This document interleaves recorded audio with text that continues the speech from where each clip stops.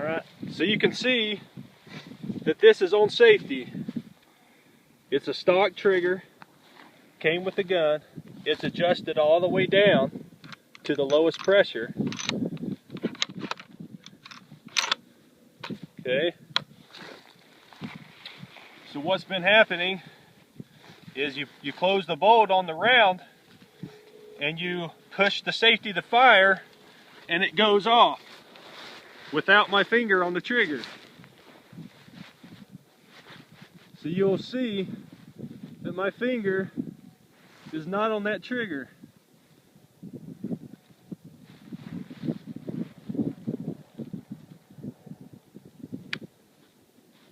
Okay, doesn't happen.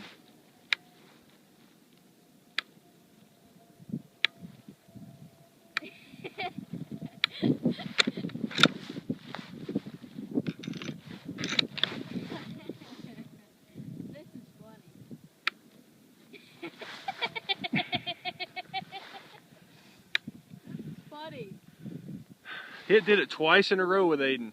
I know. Wow. There it went.